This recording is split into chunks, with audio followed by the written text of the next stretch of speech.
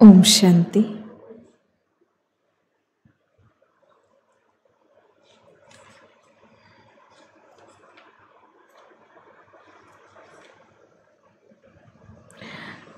ముప్పై 1/12/2002 అవ్యక్త మురళిలో విశేషమైనటువంటి మహావాక్యాలు.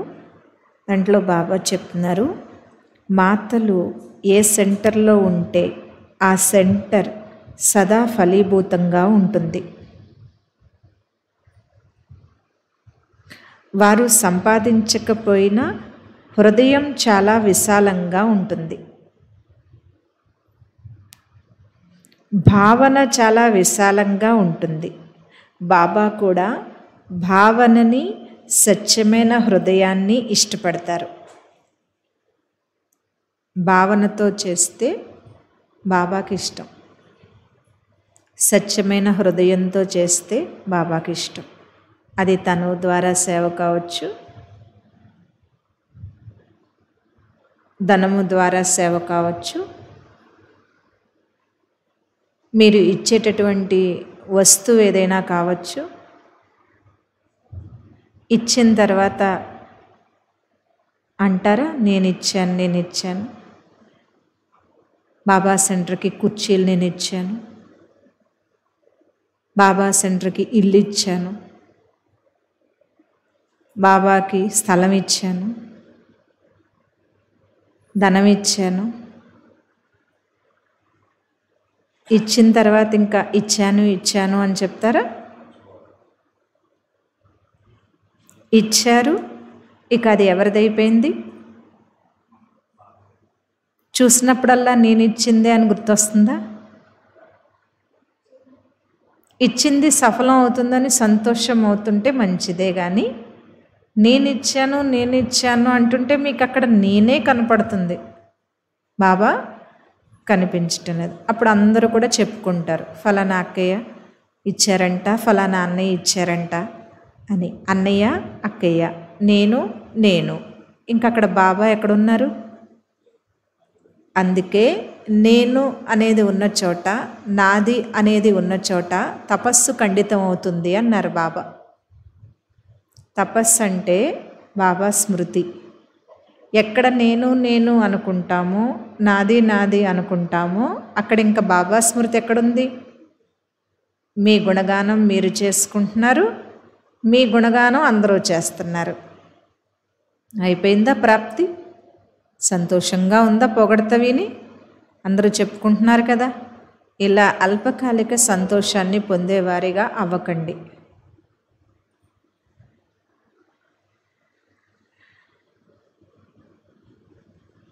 చేసుకున్నారు, పొందారు, దాచుకోండి, గంభీరంగా ఉండండి, గుప్తంగా ఉంచండి. అంతే పద్ధతి. బాబా మాతల దగ్గర నుంచి ఎందుకు తీసుకుంటారంటే, ఏదైనా వాళ్ళకి భావన ఉంది, సంపాదన లేదు, భావన ఉంది. బాబా భావనని ఇష్టపడతారు.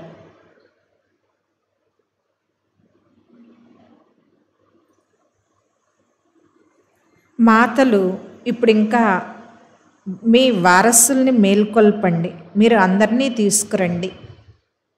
మాతలకి బాబా చెప్తున్నారు, అందరినీ కూడా తీసుకురండి. మీరు అందరికీ చెప్పి అందరినీ తీసుకురండి, అందరినీ మేల్కొల్పండి. మరి అందరూ వచ్చేస్తే హాలు చిన్నదైపోతుందేమో అని అనుకోకండి. మీరు అందరినీ తీసుకొస్తే హాలు స్వతహాగానే పెద్దదైపోతుంది. హాలు ఇప్పటికే నిండిపోయింది కదా, ఇక అందరినీ తీసుకొస్తే వారెక్కడ కూర్చుంటారని అనుకోకండి. మీరు తీసుకురండి, అన్నీ సమకూరుతాయి. ఏం చేయాలి అని దాదీలు కూడా ఆలోచించటం లేదు కదా. తక్కువలో తక్కువ 9 లక్షల మంది కూర్చునే విధంగా ఉండాలి.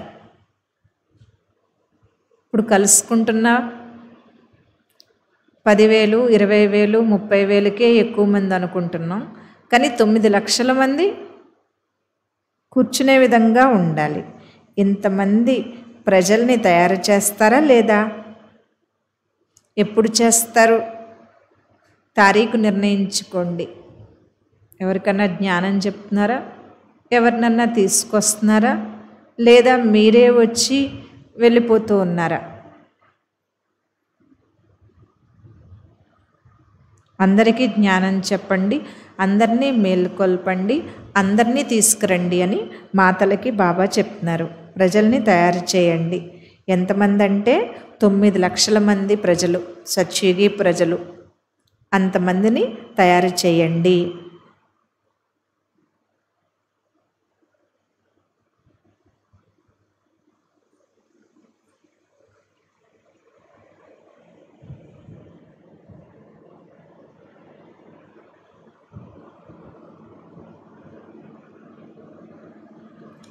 తొమ్మిది లక్షల మంది వస్తే సాధనాలు స్వతహాగానే సమకూరుతాయి. హాలు తయారు చేయాల్సి ఉంటుందేమోనని భయపడకండి. చూడండి, భవిష్యత్తు చాలా చాలా ఉజ్వలంగా ఉంటుంది. మీరు సేవ చేయండి, సాధనాల గురించి ఆలోచించకండి. మీరు సేవ చేస్తే సాధనాలు అవే వస్తాయి. భవిష్యత్తు ఉజ్వలంగా ఉంటుంది అని బాబా చెప్తున్నారు. సర్వ సాధనాలు మీకు లభిస్తాయి. తయారైపోయిన హాలే మీకు లభిస్తుంది. తయారు చేసుకోవాల్సిన అవసరం లేదు. అందువలన మీరు సేవ చేయండి. సాధనాల గురించి, మిగతా విషయాల గురించి ఆలోచించకండి. అవన్నీ సమయానికి అవే తయారైపోతాయి అని చెప్తున్నారు బాబా. మహావీర్ అంటే అర్థం ఏంటంటే, బ్రహ్మ బాబా ఏది చెప్పేవారో అది చేసేవారు, ఏది ఆలోచించేవారో అది వెంటనే చేసేసేవారు. తక్షణమే ఎవరైతే దానం చేస్తారో వాళ్ళు మహాపుణ్యం సంపాదించుకుంటారు. బ్రహ్మ బాబా కూడా తక్షణమే దానం చేశారు, మహాపుణ్యం సంపాదించుకున్నారు.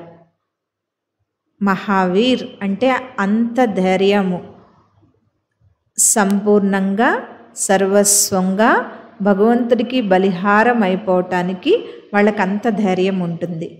బ్రహ్మ బాబా చెప్పిందే చేసేవారు, ఆలోచించింది వెంటనే చేసేసేవారు. ఆలోచించింది వెంటనే చేసేసేవారు. మొన్న ఒక విశేష మహావాక్యము చదువుకున్నాను నేను. అదేంటంటే, ఆలోచించి చేయండి అంటారు. ఒకవేళ ఆలోచించకుండా ఏదైనా తప్పు పని చేసేస్తే తర్వాత ఏమవుతుంది? పశ్చాత్తాపడతాం, ఎందుకు ఇలా చేశామా అని చెప్పి. అవునా? ఆలోచించకుండా చేస్తే పశ్చాత్తాపం పొందుతామని మనకి తెలుసు. బాబా దాన్ని ఇంకా గుహ్యంగా చెప్పారు. ఎలా అంటే, ఎవరైతే కేవలం ఆలోచిస్తారో చెయ్యరో వాళ్ళు కూడా పశ్చాత్తాపడతారు.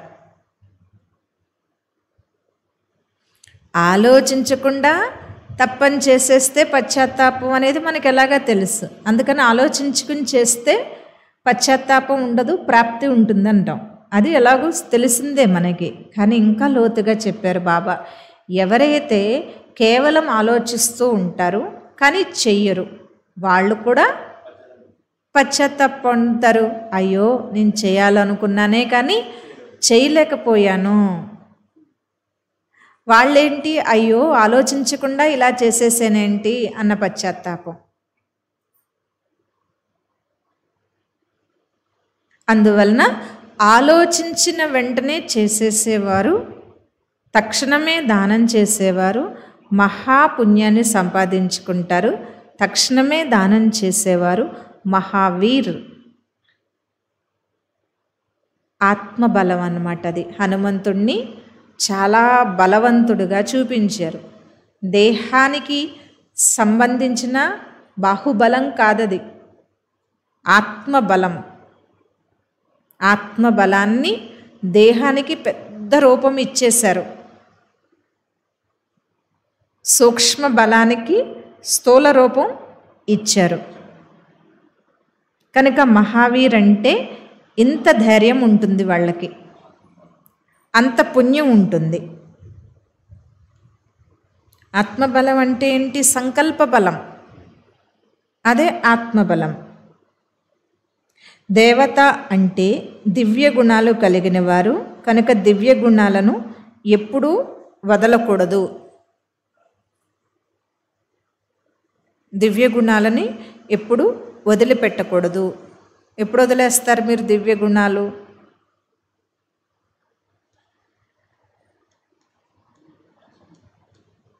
ఇతరులని అనుసరించటం మొదలుపెట్టారంటే దివ్య గుణాలు వదిలేస్తారు. ఇలా ఉంటే పని అవ్వట్లేదు, ఇలా అయితే కుదరటం లేదు, అప్పుడు దివ్య గుణాలు వదిలేస్తారు ఇతరులని చూడటం మొదలు పెడితే. అలాగే ఇంకొక మహావాక్యం ఏంటంటే, బాబా ఆజ్ఞని ఎప్పుడు ఉల్లంఘన చేస్తారు అంటే, మనస్సులోకి వికారాలు ప్రవేశిస్తే బాబా ఆజ్ఞని ఉల్లంఘన చేస్తారు.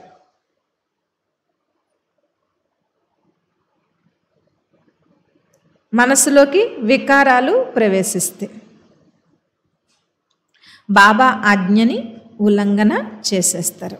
వికారాలు అనేవి ఎప్పుడు ప్రవేశిస్తాయి? జ్ఞాన యోగాల యొక్క శక్తి తగ్గినప్పుడు వికారాల యొక్క ప్రవేశం ఎక్కువ జరుగుతుంది. జ్ఞాన యోగాల యొక్క శక్తి తగ్గినప్పుడు ఈ రెండు ఉన్న వాళ్ళనే వదిలిపెట్టడం లేదు. ఇంకా అవి తగ్గిపోతే మొత్తంగా వికారాల్లోకి వెళ్ళిపోతుంది ఆత్మ.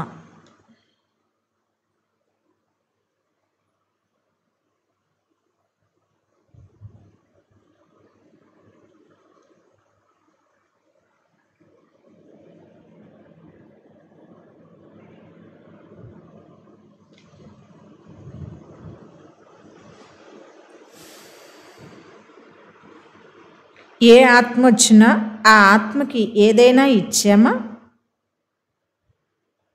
కొంతమంది చెప్తే వినేవారిగా ఉండరు,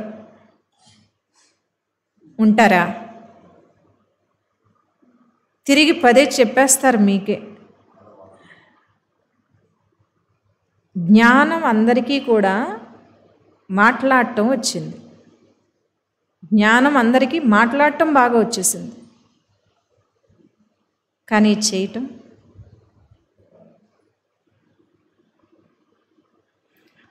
ఒక్కో సందర్భంలో చేసేవారికి చెప్పటం రాదు. వాళ్ళు చేస్తారు పాపం, చెప్పటం రాదు. ఒక్కొక్కరు ఎంత బాగా చెప్తారో కానీ చేయరు. చెప్పటం వచ్చినంత మాత్రాన జ్ఞానం వచ్చేసినట్టు కాదు, ధారణ ఉండాలి. ఏ ఆత్మ వచ్చినప్పుడు ఏదైనా ఇచ్చామా? ఒకవేళ చెప్తే వినేవారు కాదనుకోండి, మధురమైన శక్తిశాలి దృష్టినివ్వండి, కానీ తప్పకుండా ఇవ్వాలి, ఖాళీగా వెళ్ళకూడదు. అన్నింటికంటే శ్రేష్ఠ శక్తి పరివర్తన శక్తి. ఏం పరివర్తన చేయాలి? పరిస్థితులు మారాలి, వ్యక్తులు మారాలి. ఇవేమీ మార్చలేకపోతే అసలు ఆ స్థానం నుంచి మారిపోవాలి అనుకుంటాం మనం. సెంటర్లో అక్కడ ఉన్నటువంటి అక్కయ్యలు కానీ అన్నయ్యలు కానీ మనకు అనుకూలంగా లేరు, వెంటనే మనం సెంటర్ మార్చేస్తాం,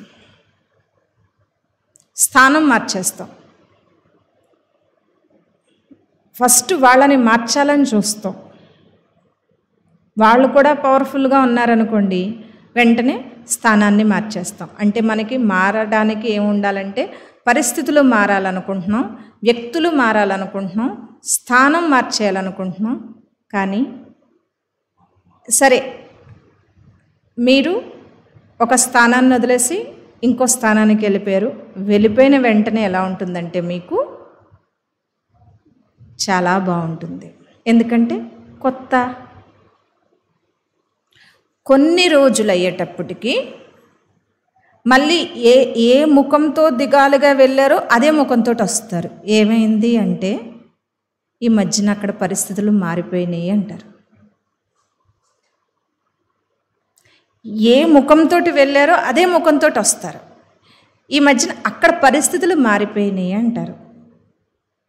అంటే ఎందుకు జరుగుతుంది ఇది అంటే, స్వయాన్ని పరివర్తన చేసుకోకుండా మీరు సంఘటనని పరివర్తన చేసి స్థానాన్ని పరివర్తన చేస్తే కొద్దిసేపు వాళ్ళు మిమ్మల్ని చాలా బాగా చూసుకుంటున్నట్టు, మిమ్మల్ని ముందు పెడుతున్నట్టు, మీరు చెప్తుంటే వింటున్నట్టు ఉంటుంది. కానీ మీరు ఎప్పుడు నేర్చుకుంటారు స్వయం పరివర్తన అవటం? కాబట్టి మళ్ళీ మీకు సమస్య తయారుగానే ఉంటుంది, కాకపోతే కొంచెం టైం పట్టింది అంతే. అందువలన మనం కూడా ఎవరైనా మాయకి వశమయ్యి ఇలాంటి ఆటలు కానీ ఆడుతూ ఉంటే సాక్షిగా భగవంతుడు చూసినట్టు మీరు కాసేపు చూడగలిగితే విషయమంతా కూడా అర్థమైపోతుంది. అందువలన పరివర్తన శక్తి అంటే మొదట గుర్తుపెట్టుకోవాల్సింది స్వయాన్ని పరివర్తన చేసుకోవటము. కనుక నేను ఎక్కడైనా మారాలా, మార్చుకోగలుగుతున్నానా అన్నదే చూసుకోండి. ఆ తర్వాత ఇతరులని మార్చటం చూడండి.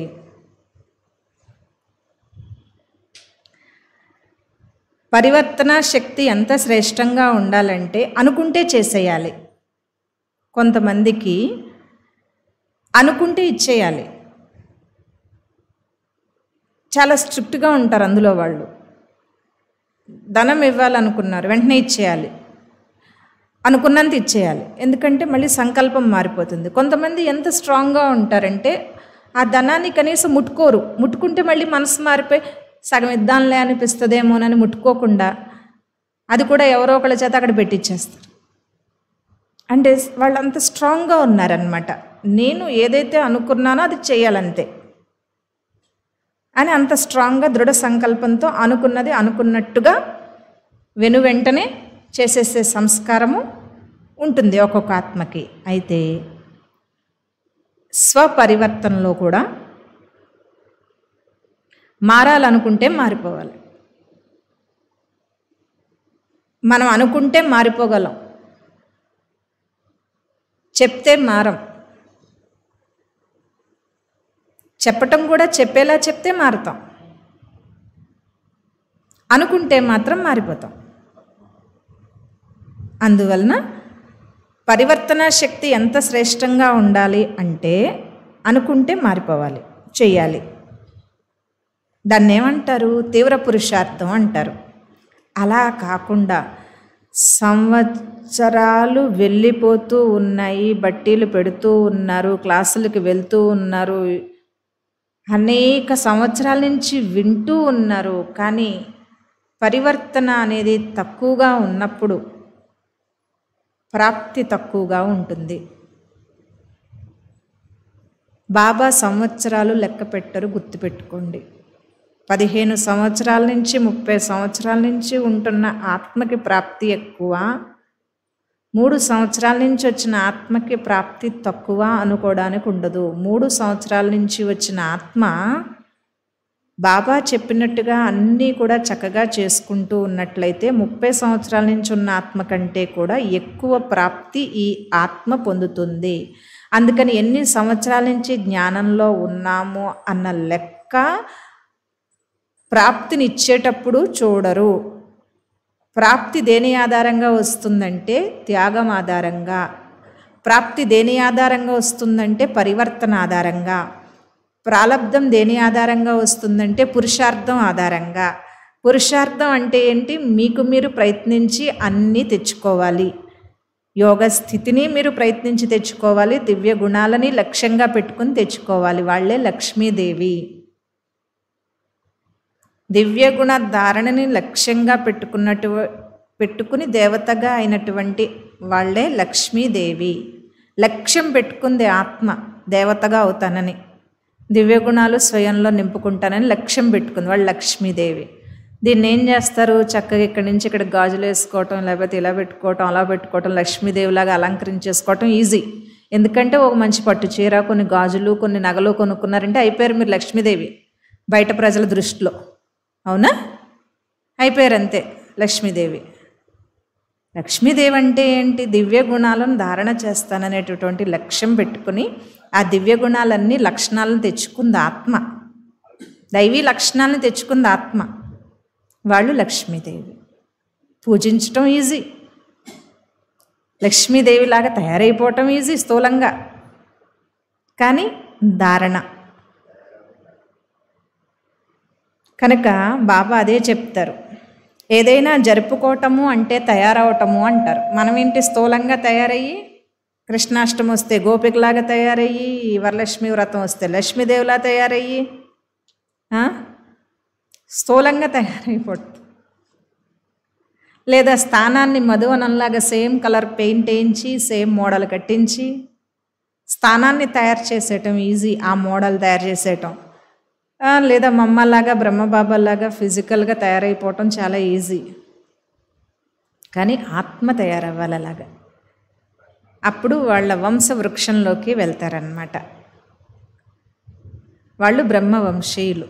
త్యాగము, తపస్సు, సేవ వాళ్ళకి పుట్టుకతోటి ఉంటాయి. దివ్య జన్మ తీసుకోవటంతో త్యాగము, తపస్య, సేవ అనే అడుగులు వేసేసి సంపూర్ణంగా అయిపోతారు. వాళ్ళు బ్రహ్మవంశీ, సో విష్ణువంశీ.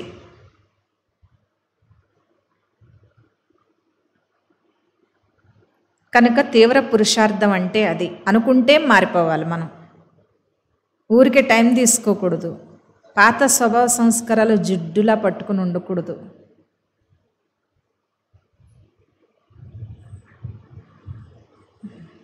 మనకే ఇష్టం అనిపించకూడదు మనలో ఉన్న పాత సంస్కారం.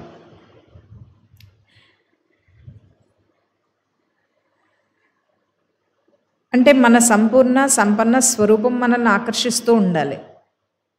ఏమాత్రం కొంచెం అటు ఇటుగా ఉన్నా మనకే చిరాకు అనిపించాలి. మన మీద మనకే ఏమి ఈ స్థితి ఇంత కిందకి ఎందుకు వచ్చింది, ఇంత చెత్త ఆలోచన నాకు ఎందుకు వచ్చింది, ఇంత ఇలాంటి మాట నా నోటి నుంచి ఎందుకు వచ్చింది అని మీకు అనిపించాలి. ఇంకోళ్ళు చెప్పటం కాదు, మీకు అనిపించాలి. తీవ్ర పురుషార్థికి అలా అనిపిస్తుంది. ఎందుకు ఇలాగ మాట, ఎందుకు ఇలా నడుస్తున్నాను, ఎందుకు ఇలా అంటున్నాను, ఎందుకు ఇలా చేస్తున్నాను, ఎందుకు ఇలా ఉంటున్నాను, ఎందుకు ఇలా దిగుతున్నాను. ఏదో కారణంగా ప్రతి ఆత్మ దిగిపోవలసిందే. కానీ మళ్ళీ బాబాను తోడు పెట్టుకుని ఎక్కడానికే ప్రయత్నం చేయాల్సిందే. అందుకనే 100% మీరు ఎవరిని కూడా ఫాలో అవ్వకూడదు. చిన్నవాళ్ళలో కానీ పెద్దవాళ్ళలో కానీ మంచి ఉన్నప్పుడు ఫాలో అవ్వండి. ఫాలో అవ్వటము అనేది మంచిదే, కానీ మంచి విషయాల్లోనే ఫాలో అయితే మంచిది. చెడ్డ విషయాల్లో ఫాలో అయితే మీకు అమృతవేళ మెలకు వచ్చింది, పక్కన వాళ్ళు నిద్రపోతున్నారు, వాళ్ళు నిద్రపోతున్నారని మీరు ముసుగేశారనుకోండి, ఎందులో ఫాలో అయ్యారు మీరు?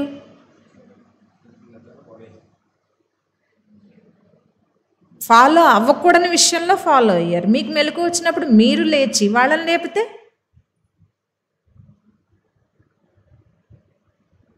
ఇలాగా వ్యర్థ విషయాలు ఎవరైనా చెప్తున్నప్పుడు మీరు వింటున్నారనుకోండి, ఎవరిని ఫాలో అయ్యారు? వాళ్ళని ఫాలో అయ్యారు. బాబా అలా చెప్పుకోమని ఎక్కడ చెప్పలేదే. మీరు గుర్తుపెట్టుకోండి, అనవసరమైన విషయాల్లో ఎందుకు, ఏమిటి, ఎలాగానే ఆరాలతోటి కానీ మీరు ఉన్నారంటే మాత్రం మీరు ఏ విషయం గురించి ఆరా తీస్తున్నారో దానికి సంబంధించిన వైబ్రేషన్ మీకు వచ్చేస్తుంది. గుర్తుపెట్టుకోండి ఇది. మీరు మొత్తం అన్ని ఆరాలు తీసుకుంటూ కూర్చున్నారనుకోండి, ఎందుకు, ఏమిటి, ఎలాగా, అక్కడ జరిగిన సంఘటన లేదా మీ మధ్యలో సంఘటన లేకపోతే ఇంకెక్కడదో ఎందుకు, ఏమిటి, ఎలాగా అనే ఆరాలు తీసుకుని మీరు తెలుసుకున్నప్పుడు అక్కడ మీరు ఏ విషయం గురించి అయితే ఆరా తీస్తున్నారో ఆ సంకల్పాలన్నీ, ఆ వైబ్రేషన్ అంతా మీకు వచ్చేస్తుంది.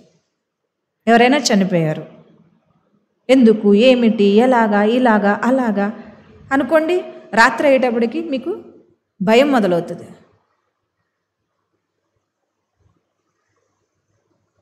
ఎందుకని ఆ విషయంలోకి వెళ్ళిపోయారు మీరు. అయింది, ఎంతవరకు తెలుసుకోవాలో అంతవరకు తెలుసుకోండి, అతీతంగా ఉండి సంకల్పం చేసి మీద మీ పనులు మీరు చేసుకోవాలి. ఇలాగా ఏ విషయం గురించి అయితే మీరు ఆరాలు తీస్తున్నారో దానికి సంబంధించిన వైబ్రేషన్ అంతా కూడా మీకు వచ్చేస్తుంది. అందుకని నాకు ఒక మురళీలో పాయింట్ చాలా బాగా కొత్త పాయింట్ లాగా అనిపించింది ఈ మధ్య. ఏంటంటే, ఎవరి కర్మల ఖాతాలోని కూడా మీరు ఎక్కువగా ఇన్వాల్వ్ అయిపోకండి. ఇతరుల కర్మల ఖాతా నుంచి కూడా మీరు కొంతవరకు అతీతంగా ఉండండి అని చెప్పారు. ఇదేంటి ఈ పాయింట్ అని బాబ్లే అక్కయ్య నేను డిస్కస్ చేసుకున్నాం.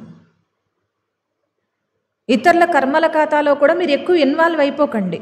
అంటే ఎవరో మీకు ఫోన్లు చేసి వాళ్ళ బాధలన్నీ చెప్పుకుంటూ ఉన్నారనుకోండి, కొంతకాలానికి మీకు ఆ బాధ వచ్చేస్తుంది. ఎంతవరకు వినాలి వినండి, సలహా ఇవ్వండి, మీరు పాలన ఇవ్వండి, దానికి ఏ విధమైనది లేదు. ఓవర్గా వెళ్ళిపోయారు అనుకోండి, మీకు జరుగుతుందా ఈ విషయం? మీ అమ్మాయిలకు కానీ మీ వాళ్ళకు కానీ ఫోన్లు చేసినప్పుడు అక్కడ ఏదన్నా తేడా జరుగుతుంటే ఆ వైబ్రేషన్ అంతా మీకు వచ్చేస్తుందా? వాళ్ళు అక్కడ ఉన్నారు, పరిస్థితి అక్కడ ఉంది. కానీ ఇక్కడ మీరు ఏం చేశారు? ఆ పరిస్థితికి సంబంధించిన ఆరా అంతా తీసుకున్నారు. మొత్తం ఏమైపోయింది? అక్కడున్న వాతావరణం అంతా మీరు ఇక్కడి నుంచే అనుభవం చేసేసుకుంటున్నారు.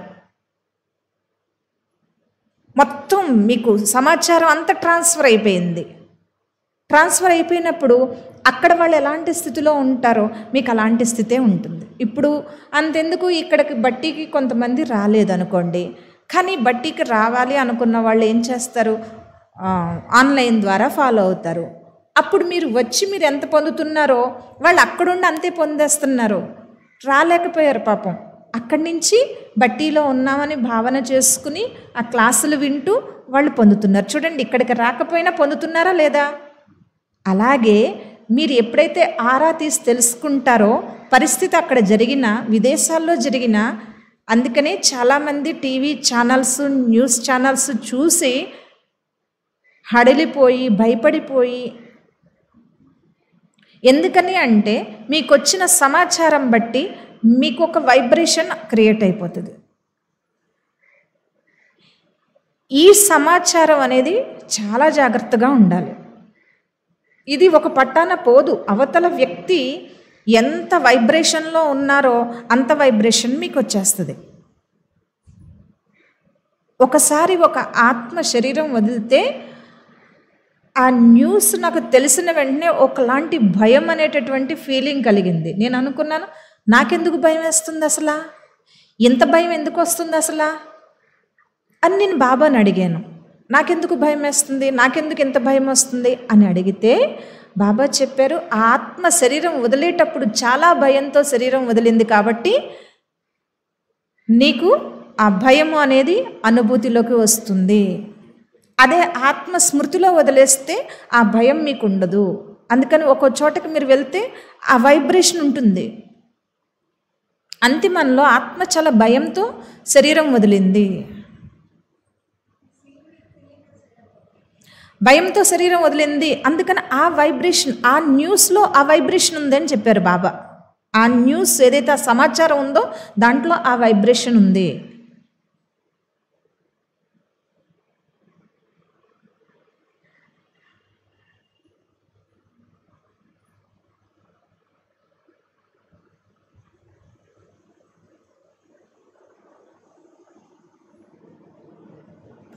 ఈ సూక్ష్మంగా ఇలాంటివి అంతిమ సమయంలో ఎన్నో జరుగుతాయి.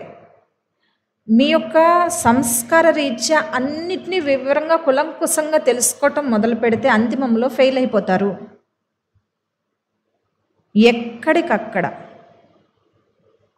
బిందువు పెట్టుకుంటూ అవసరమైంది మాత్రమే స్వీకరిస్తూ, అవసరమైంది మాత్రమే పాత్ర అభినయిస్తూ, కానీ ఆత్మ తెలియకుండా అసలు కర్మ బంధనలో ఆత్మ ఎలా చిక్కుకుందో మీరు తెలుసుకోవచ్చు.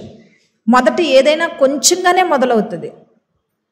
తర్వాత మనసు ఏం చేస్తుందంటే ఆ పరిస్థితిని మనకు తీసేసుకుంటుంది.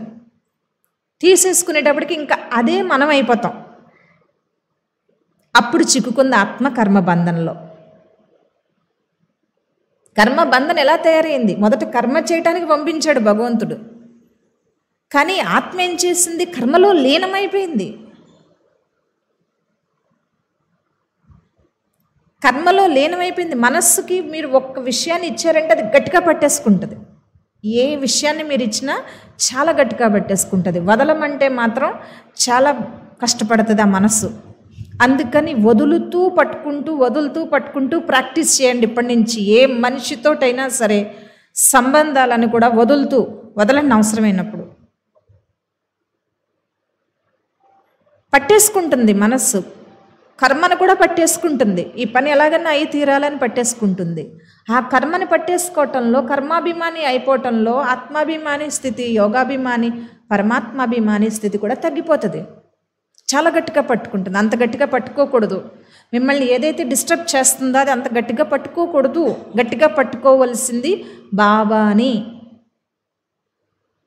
విషయాన్ని కాదు, వ్యక్తుల్ని కాదు, పరిస్థితుల్ని కాదు.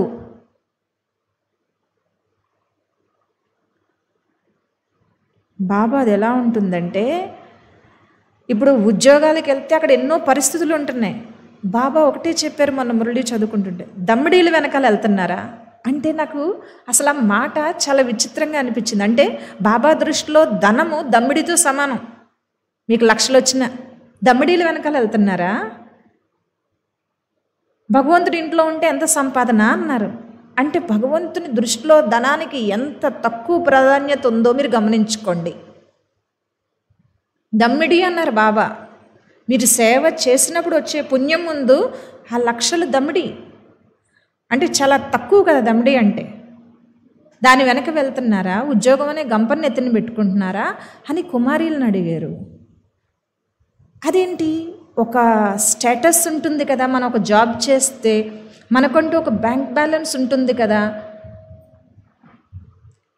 ఇంత స్టేటస్ బయట పొందుతారు కదా ఉద్యోగం చేసేవాళ్ళు. భగవంతుని దృష్టిలో దేని వెనక వెళ్తున్నారు అని అడుగుతారు బాబా. అంటే ధనం అనే దానికి ఆయనకి చాలా, అదే ఒక కుమారి కుటుంబ బాధ్యత ఉండి ఉద్యోగం చేస్తాను అంటే బాబా వద్దనరు, కానీ రెండు చేసుకోమని అంటారు. కొంతమందికి ఉద్యోగం వదిలేటటువంటిది మనస్పూర్వకంగా అనిపించదు. అంటే ఇంకా కొద్దిగా వాళ్ళ మనస్సు, వాళ్ళ బుద్ధి ధనాన్ని పట్టుకునుంది. ధనాన్ని పట్టుకున్నప్పుడు బాబా ఏమంటారంటే, ఆ ఉద్యోగం చేసుకుంటూ ఆ ధనంతో సేవ చేయండి, ఆ ఉద్యోగం చేసేటప్పుడు ఆ వచ్చిన వాళ్ళకి సేవ చేయండి అని చెప్తారు. ఎందుకంటే వాళ్ళ మనసు సమర్పణ అవ్వలేదు. అందుకని ఇంకా ఉద్యోగాన్ని వదిలేయమని బాబా చెప్పరు వాళ్ళని. మనసు ఎప్పుడైతే సమర్పితం అయిపోతుందో ఉద్యోగం వదిలేయాలని వాళ్ళకే అనిపిస్తుంది. ఎందుకు వచ్చింది ఇది అనిపిస్తుంది. మనసు సమర్పణ అవనంత వరకు పోనీలేండి ఉద్యోగం చేస్తే చేశారు, శ్రీమతం అదే చెప్తారు, మళ్ళీ ఆ డబ్బులతో సేవ చేయండి, ఉద్యోగం కోసం మీ దగ్గరికి వచ్చిన వాళ్ళకి సందేశాన్ని ఇవ్వండి అంటారు. శ్రీమతం మళ్ళీ తగ్గించారు బాబా. ఒకసారి ఏం చెప్పారు, గంపని నెత్తి మీద పెట్టుకుంటారా, దమ్మిడీలు వెనకాల వెళ్తారా, ఎవరికో తగులుతుంది అది. కొంతమందికి అంత శక్తి ఉండదు. వాళ్ళకి బాబా మళ్ళీ వాళ్ళకు కూడా ప్రాప్తి తయారు చేయాలి కాబట్టి పోనీ సగం సగం చేసుకోండి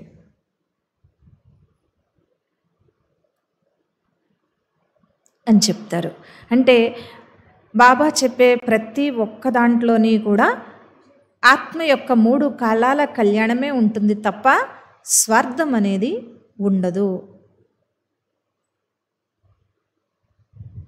అందువలన మీరు ఏం చేసినా, ఎక్కడికి వెళ్ళినా మీరు ఆత్మపరంగా ఉన్నతి చెందుతున్నారా లేదా, మీ పుణ్యఖాతా ఉన్నతి అవుతుందా లేదా, ఇది మాత్రం ఖచ్చితంగా చూసుకోకపోతే సంగమ యుగం యొక్క సమయము సరదాగా బ్రహ్మభోజనం తినటంతో సరిపోతుంది. అసలు ఈ టోలీ అనే నియమం గురువారం ఎందుకు పెట్టారో తెలుసా? భక్తి మార్గమా? భక్తి మార్గంలో కదా వారాలు చేస్తారు. గురువారం అనే నియమం ఎందుకు పెట్టారు? భోగ్ అనే నియమం ఎందుకు పెట్టారో తెలుసా? ముసలి మాతలు ఉంటారు, కుమారులు ఉంటారు. వాళ్ళు బయట ఎక్కడా తినరు, ఇంట్లో వండుకుంటారు. స్వయానికి వచ్చేటప్పటికి పాపం వాళ్ళకి అన్నీ వండుకోవటం రాదు. కానీ బయట తినకుండా ఏ పెరుగన్నమో, పప్పు అన్నమో, ప్రొద్దున మిగిలిపోయిన అన్నమో, రాత్రుండిపోయిన అన్నమో తినేసి పాటిస్తూ ఉంటారు ఆహార నియమాన్ని. ఈ కుమారులు మాతలు లాంటి వాళ్ళు, లేదా ఇంకొంతమంది కుమారీలు కూడా చేసుకోరు. కానీ బయట తినటం లేదు కదా వాళ్ళు, ఎప్పుడు ఇదేనా అని అనుకోవటం లేదు కదా వాళ్ళు. అలాంటి వాళ్ళ కోసం బాబా తన ఇంట్లో వండించి పెడతారనమాట. అది భోగ అసలు రహస్యం. అందుకని ఆ నైవేద్యం ఏదో ఈజీగా అయిపోయేది వండేద్దాం, తక్కువ ధరకు వచ్చేది పెట్టేద్దాం అని ఉండకూడదు. అమ్మకు ఉండేది అలాంటి భావన. వాళ్ళ ఇంటి దగ్గర గడవకి ఇక్కడికి ఏమీ రావటం లేదు కదా, అందరికీ ప్రేమతో పెట్టాలి అని ఉండేది ఆవిడికి. అది అసలైనటువంటి సేవ, ప్రేమతో కూడినటువంటి పని సేవ అవుతుందన్నమాట. లేదు ఇవాళ గురువారం ఎలాగన్నా టోలీ చేయాలి, అదేదో సింపుల్గా అయిపోయేది చేసి పెట్టేద్దాం, ఇదేదో పాడైపోయేది చేసి పెట్టేద్దాం, తక్కువ డబ్బులకు వచ్చేది చేసి పెట్టేద్దాం, కోటా బియ్యం చేసి పెట్టేద్దాం. ఏంటిది? ఎప్పుడైతే మీరు ఇలా కాంప్రమైజ్ అయిపోతూ ఉంటారో, పోనీ ఏదో ఒక రోజు మీకు ఓపిక లేనప్పుడు ఏదో నడిపించారు, అది వేరే విషయం. కానీ ఒక తూతూ మంత్రంలాగా చేసేస్తున్నారనుకోండి, అది ఎందుకు? ఉపయోగం ఏమన్నా ఉందా? ఏదో మీరు నియమం పాటించారు అంతే, మీ తృప్తి అవతల వాళ్ళ తృప్తి, నోటి తృప్తి తప్ప సరైన విధానం కాదు. అప్పుడు మీకు పూజ కూడా ఎలా జరుగుతుందంటే, ఏ కొబ్బరికాయో తెచ్చేసి అక్కడే కొట్టేసి అక్కడే ఈగలు వాలిపోతుంటే అక్కడే అన్నీ ఉంటాయి, ఇంకంతే. ఎందుకంటే ఆత్మ పురుషార్థం అలా ఉంది. అక్కడ కూడా శుభ్రం ఉండదు. ఎందుకంటే మీరు నియమాన్ని నడిపించారు, ప్రేమతో చేయలేదు. సో ఎవరైతే ప్రసిద్ధ ఇష్ట దేవతలు అష్టదేవతలు ఉంటారో అందులో మాత్రం రాదు నెంబరు. ఊరికే ఓ చిన్న గుడి, ఓ కొబ్బరికాయ ఏదో కుట్టేస్తారు, పని అయిపోవడానికి చేసేస్తారు అన్నీ.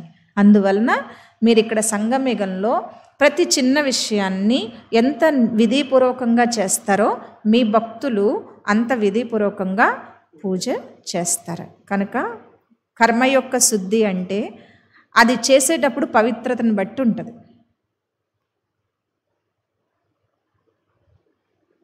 పవిత్రతని బట్టి ఉంటుంది. కాబట్టి పిల్లలకి ఒక్కోసారి సేవ ఎక్కువైపోయినప్పుడు పాపం శరీరాన్ని, బాబా చెప్పారు, తను బలహీనంగా ఉంది, సేవ యొక్క భారం ఎక్కువగా ఉంది, పని భారం ఎక్కువ ఉంది, పిల్లల్ని చూస్తున్నాను నేను, కానీ ఏ సేవ మిగిలిపోదు, మీకు ఏదో సమయంలో అలాంటి సేవా సహయోగులు నేను మీకు పంపిస్తాను. ఒకవేళ మీకు శరీరం శక్తి తక్కువగా ఉండి మీరు అలసిపోతుంటే నా దగ్గరికి వచ్చేయండి, నేను మీ తలకి కాళ్ళకి కూడా మసాజ్ చేస్తాను అని చెప్తున్నారు బాబా. ఎందుకు చెప్తారు? హైదరాబాద్ నుంచి ఇక్కడికి వచ్చేటప్పటికి మొత్తం ఇల్లంతా దుమ్ము పెట్టేస్తుంది, ఎవ్వరు లేరు, పట్టుకున్నాం అంతే చీపురి. అక్కడ సేవ అంతా అవుతుంది, మళ్ళీ ఇక్కడ చూసాం ఒక 2 రోజులు ఎవరి పనుల్లో వాళ్ళు ఉన్నారు, ఇంకంతే. 3వ రోజు ఎవరికి వచ్చిందో సంకల్పం, ఒకళ్ళ నుంచి ఒకళ్ళు అనేసుకున్నాం, పదండి మనమే చేసేసుకున్నాం, టక టక టక టక కడిగేసుకున్నాం. ఎవరిచ్చారంత ఓపిక? మనకిచ్చినా వాళ్ళకిచ్చినా తీసుకురావాల్సినప్పుడు తీసుకొస్తారు, చేయించాల్సినప్పుడు తానే చేసేస్తారు. ఎవరి కోసం ఇదంతా? అందుకని మనకెప్పుడు కూడా అది అయిపోయిన వెంటనే ఆ మురళి అన్నమాట. తను బలహీనంగా ఉంది, సేవ ఎక్కువగా ఉంది, కానీ బాబా మీకు చూస్తున్నారు, పిల్లల్ని చూస్తాడు ఆయన. ఒంటిలో ఓపికండి మనం పక్క తప్పుకుని ఇంకోళ్ళకి అప్పచెప్తున్నామా? ఎంతన్నా సరే సేవ అనుకుని చేస్తున్నామా? ఏం చేస్తున్నాం? చూస్తూ ఉంటారు, జమ చేస్తూ ఉంటారు తన హృదయంలో. మనకి మార్కులు, మన పుణ్యఖాత మనకి జమ అయిపోతూ ఉంటుంది. ఏ సేవ మిగిలిపోదు, బాబా చేయిస్తారు అని అంటారు. అందుకని అన్ని సేవలు మనం అందరికీ అప్పగించేసి కూర్చుంటే మన ప్రాప్తి కూడా వాళ్ళకే వెళ్ళిపోతుంది. అవసరమైనప్పుడు అదనపు శక్తిని కూడా ఇచ్చేసి బాబా తన యజ్ఞాన్ని నడిపించుకుంటూ ఉంటారు. ఎవరు నిమిత్తమైతే వాళ్ళు భాగ్యాన్ని పంచుకుంటూ ఉంటారు. అందువలన బాధ్యత తీసుకోండి, బాధ్యతగా చేసుకోండి. బాధ్యతలో చాలా గుణాలు వస్తాయి, కానీ ఆ బాధ్యతని భారంగా మాత్రం తీసుకోకండి. బరువుగా అనిపిస్తూ ఉంటుంది, సహజము. కానీ బాబా అనుకునేటప్పటికి మళ్ళీ ఎలా చేసేస్తామో మనకే తెలియదు.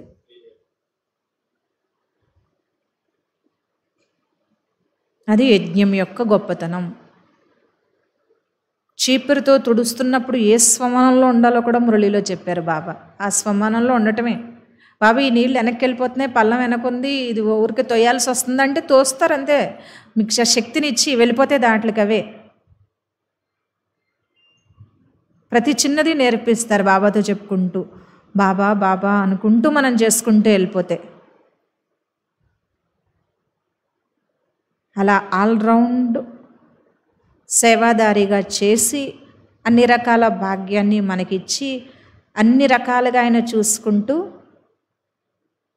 నడిపించుకుంటూ వెళ్తున్నప్పుడు మనం చేసేస్తున్నాం, నేను చేసేస్తున్నాను. చాలా చాలా చాలా పొరపాటు. బాబా లేనిది ఎవరు ఏది చెయ్యరు. గుర్తుపెట్టుకోండి, చెయ్యలేరు. డైరెక్షన్ ఇవ్వకుండా పని చేయలేం, శక్తిని ఇవ్వకుండా కష్టపడలేం. ఆయన యొక్క శక్తి నింపందే అది ప్రసాదం కూడా అవ్వదు. ఆయన పని ఆయన ఎప్పుడు చేస్తారంటే ముందు మన పని మనం చేసినప్పుడు. అందుకని మొదట పిల్లల ధైర్యము, తర్వాత బాబా సహాయము. ఓం శాంతి. ఆత్మిక తండ్రికి ఆత్మిక పిల్లల యొక్క ప్రియ స్మృతులు మరియు నమస్తే. ఇంకొక అనుభవం ఏంటంటే, హైదరాబాద్ వెళ్ళేటప్పుడు మధ్యాహ్నం తినడానికి స్నాక్స్ లాంటివి కూడా ఏమి లేవు. ఇక్కడ వంటే చేసుకోవటం ఎక్కువ అనుకుంటే మళ్ళీ అవేం చేసుకుంటాం. ఈలోపు ఆకే కాల్ చేసినప్పుడు అయ్యో మీకు కూడా చేసేవటానికి లేదండి అనేదో మామూలుగా మేము మాట్లాడుకున్నాం, కారులో అయిపోయింది. అది ఎవరితోటి కూడా నేను షేర్ చేయలేదు. ఒక అక్కయ్య మీరు వచ్చేసారా, నన్ను ఎప్పుడు రమ్మంటారు, నేను కొంచెం టోలీ చేశానని చెప్పేసి తీసుకొచ్చి ఇచ్చేశారు. అది అయిపోతుంది అన్నప్పుడు అనుకోకుండా కాల్ వచ్చి, అమ్మ మీరు అరిసెలు తిన్నారా పండక్కి, బాబా పంపిస్తున్నారా, అమ్మ పంపిస్తున్నారా అని అనుకోండి అని చెప్పి, వద్దక్కి మేము వచ్చేస్తాం తాడేపల్లిగూడెంలో పంపిద్దురులేండి అన్నా సరే మళ్ళీ హైదరాబాదే పంపేశారు. అది అయిపోతుంది అన్న టైంకి ఈ టోలీ వచ్చేసింది. మనం ఎవరికి ఏం చెప్పలే. అలా పిల్లలకి ఎప్పుడు పెట్టాలి. అప్పుడు మనం తినేటప్పుడు ఆహా అరిసెలు వచ్చేసినాయి, ఆహా మిక్చర్ వచ్చేసింది, ఆహా జంతికలు వచ్చినాయి అని తినేస్తే అంతకన్నా ఇంకేది ఉండదు. లోభం ఏది ఉండదు, అంతకన్నా లోభం. వచ్చేసినాయి అని తినేస్తే అది చాలా పెద్ద లోభం.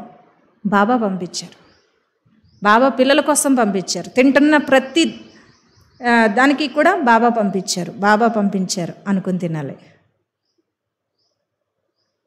అప్పుడు అరిసెలు బలం కాదు, మీ స్మృతి మీకు బలం. అంతేగాని అరిసెలు బలం చేసుకుని తినేద్దాం, పంపించారు తినేద్దాం, ఏంటిదంతా లోభం.